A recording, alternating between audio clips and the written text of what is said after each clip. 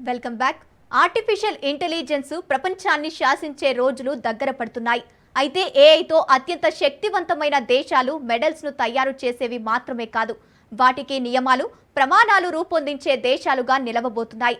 ప్రస్తుతం America, Europe, China తమకు అనుకూలంగా ఏఐ విధానాలు రూపొందిస్తున్న వేళ భారత్ కూడా కీలక అడుగులు వేస్తోంది.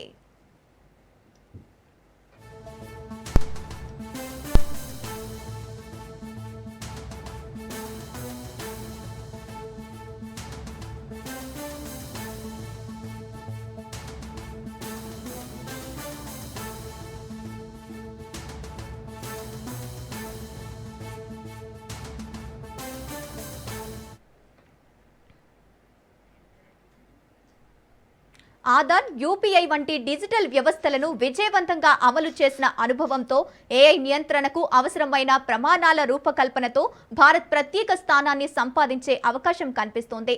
డీప్ ఫేక్లు, కృత్రిమ కంటెంట్కు చెక్ పెట్టేందుకు కొత్త మార్గదర్శకాలు, చట్టాల దిశగా కేంద్రం కసరత్తు చేస్తోంది.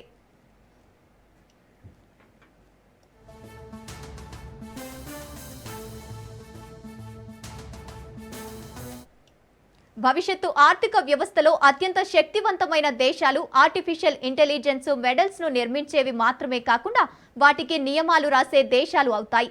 భారతదేశం ఈ నియమాల రచనలో కీలక స్థానం పొందే అవకాశం ఉంది. భవిష్యత్తు రూల్స్ రూపకర్తలదే రాజ్యం.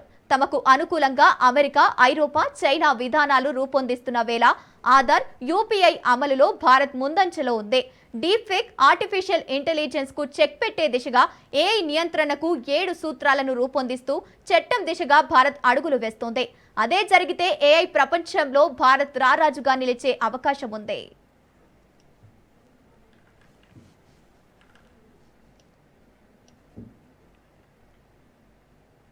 ఆర్టిఫిషియల్ ఇంటెలిజెన్స్ సామర్థ్యాల గురించి చర్చలు ఎక్కువగా జరుగుతున్నాయి.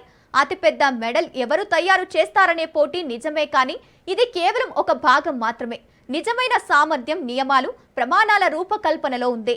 ఈ ప్రమాణాలు ఆర్టిఫిషియల్ ఇంటెలిజెన్స్ ను ఆడిట్ చేయడం, వివరించడం, నమ్మకం కల్పించడం, ఆర్థిక వ్యవస్థలో చేర్చడం వంటి అంశాలను నిర్ణయిస్తాయి.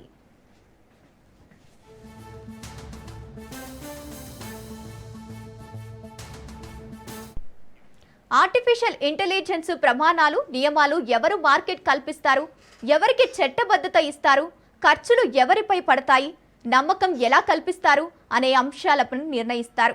ఆర్థిక రంగంలో ఇది మరింత ముఖ్యంగా ఆర్టిఫిషియల్ ఇంటెలిజెన్స్ ఆధారంగా రుణాలు ఇవ్వడం, లావాదేవీలు అనుమానాస్పదమైతే నిరోధించడం, రిస్క్ అంచనాలు వేయడం వంటివి జరుగుతాయి.